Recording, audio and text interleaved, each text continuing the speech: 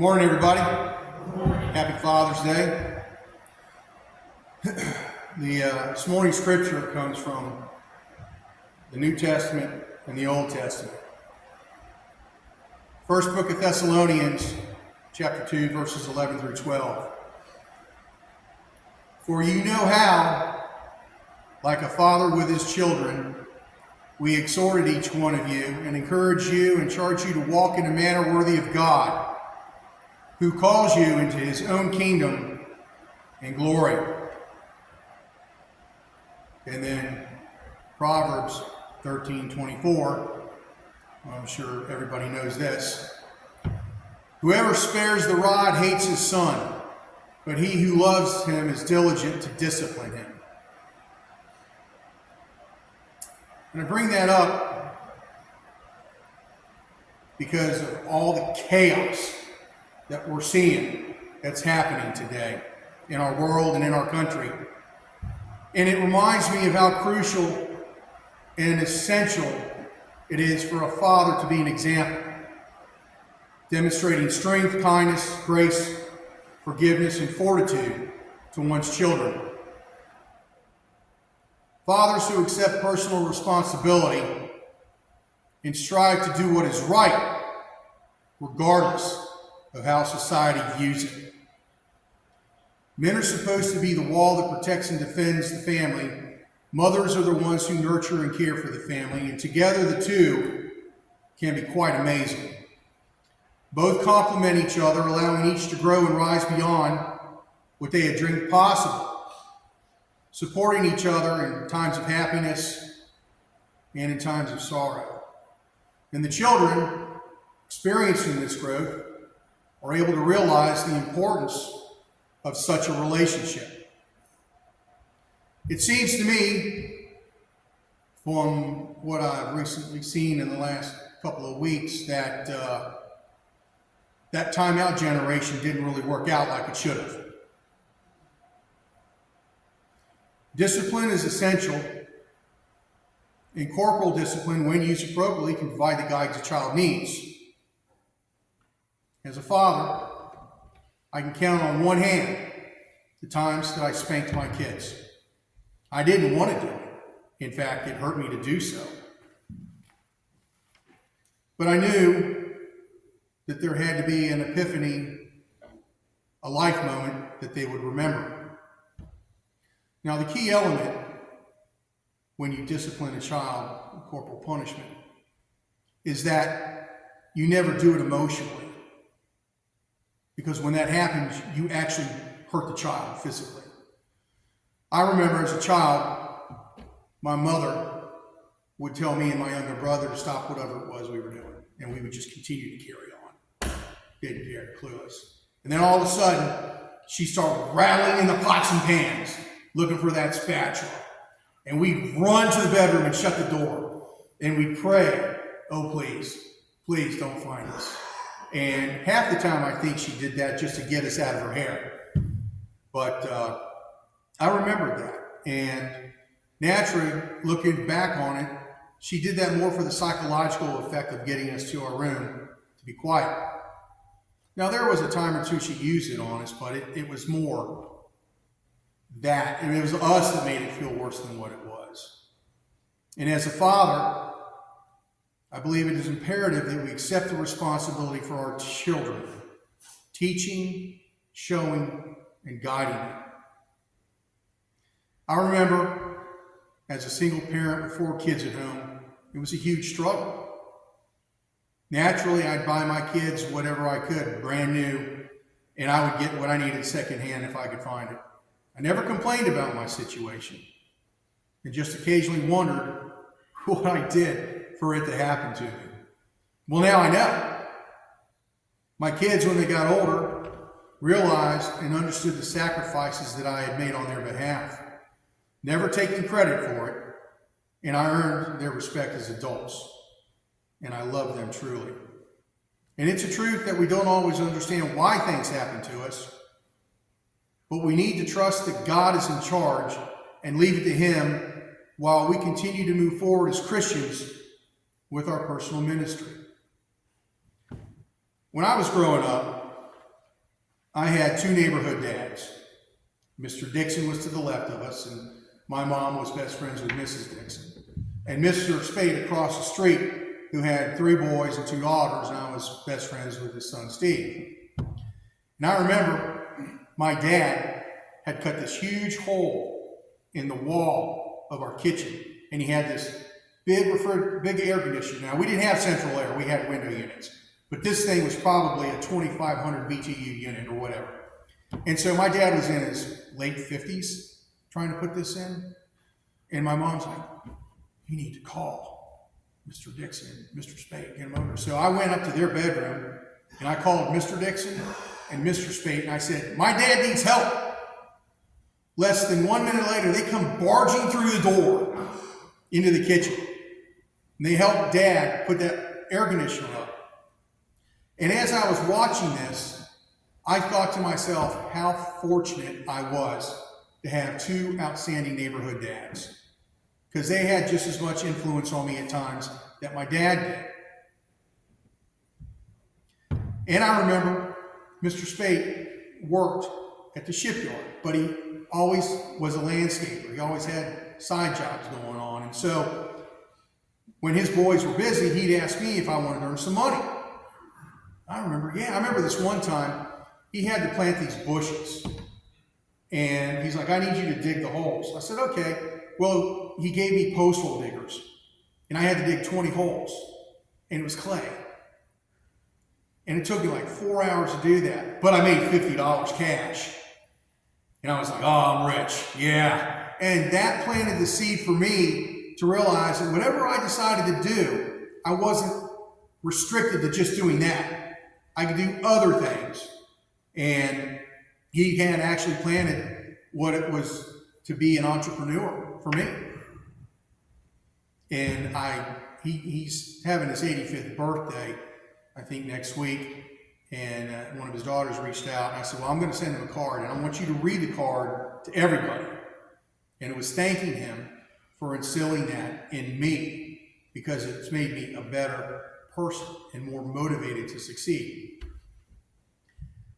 Now, as we think about Father's Day, one thing that continues to dumbfound me, and something I find both humbling and amazing, is that when Joseph became betrothed to Mary, he found out she was pregnant. Think about that. I'm pregnant, Joseph. What?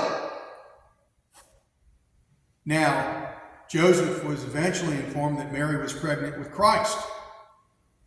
And do you remember what he was going to do?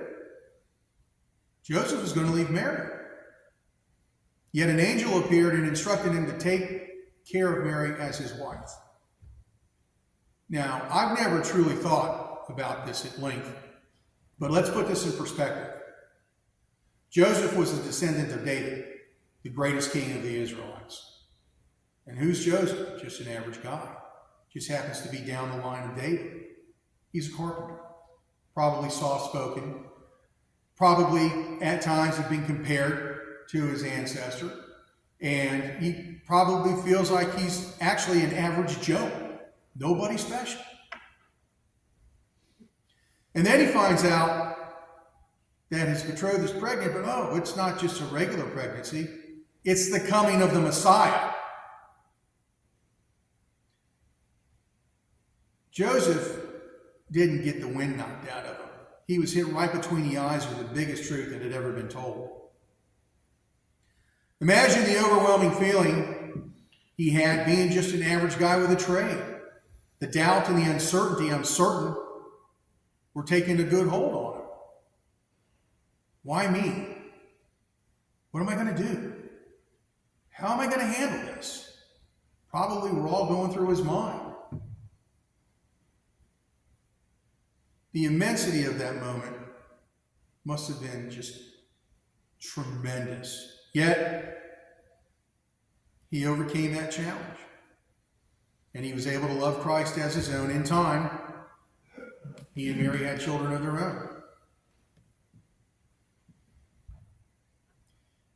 It should be the primary function of all adult males to show by example the right way to do things. How to handle oneself in public, how to show respect and courtesy, how to disagree without anger or harsh words, but most importantly, how to get up when you failed and to keep trying. I'm sure that we all miss our fathers, and I know I miss mine every day. The influence of a father on their children is much like a bit of wisdom that the children reference so that they try to refrain from making mistakes. I'd look to myself and ask myself as a man, have I given more than I've received? Not because I'm keeping count, but because it's the right thing to do. And if so, then it's believed that you are a good person. I've tried to be the stand-up parent, but like many, I've had my moments where I've suffered failure.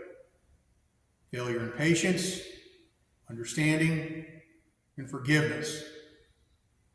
Every now and then, I look back and I think about that. But I saw something the other day that resonated with me, and it had a profound effect on me. And basically what it said, you did the best you could with what you knew at the time.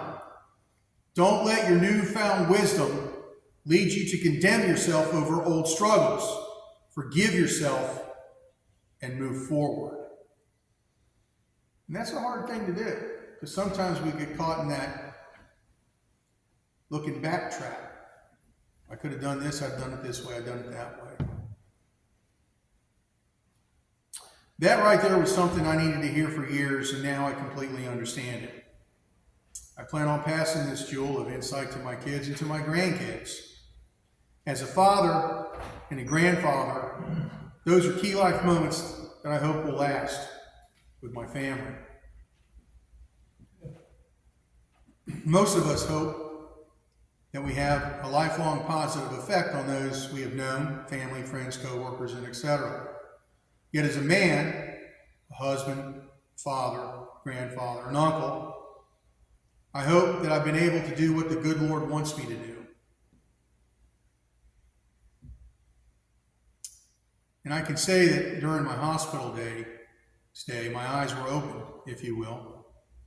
I wasn't worried, as it's God's timetable and not mine. And I came to an acceptance of that. However, I decided that if I was allowed to get past this issue, I wanted to be around a while longer for my family, my friends, the church family, the West Point Ministers Association, and the advisory board of the YMCA. And I can honestly say that much has happened in my life right here in West Point since joining the church, and I suspect much will continue to change. I am grateful to be here today. I'm grateful to have been here in the past, and I look forward to being here for quite a while. But I just want to say that, fathers have a tremendous influence, whether they realize it or not. Whether you're a neighborhood dad, whether you're a sports dad, it doesn't matter. You need to be and try to be the shining example to others, because children, they're very impressionable, and society today is much, much worse than it was when I was growing up, because it's all about instant, the cell phone, the messages. Children don't understand or know how to process information. They're basically learning how to react. And 9 out of 10 times, those reactions are negative, violent. All the chaos that's going on shouldn't be happening. It's a lawlessness, a godlessness. It's people that are more interested in themselves than others. It's not Christ-like. And I've been praying, and I continue to pray for change, for positive change, so that our world can get back to where it needs to be. I saw videos of Palestinians that were praising the Jews for providing them food. They're just like us. They just want to get along. It's just the governments are the issue for them. Average people just want to coexist in peace and live their lives. And I can't imagine the struggles that they're dealing with. And I would ask that we keep those folks in our prayers, and with God's divine intervention, that they'll be able to achieve the peace that they're looking for. But I believe as a father, through good times and bad, we can be the anchor. We can be the buoy, if you will, to help direct in times of uncertainty and in times of doubt. And I think that we should remember that the influence that we have can be both a good thing or a bad thing, depending on how we react to the situation. So as moving forward today, I hope that if you're celebrating with family and friends, I hope it's a wonderful day for all of us. And I hope that we move forward from here, and that we're able to personify what is in our hearts and what Christ wants us to do. And once again, I'd like to wish every father here a happy Father's Day.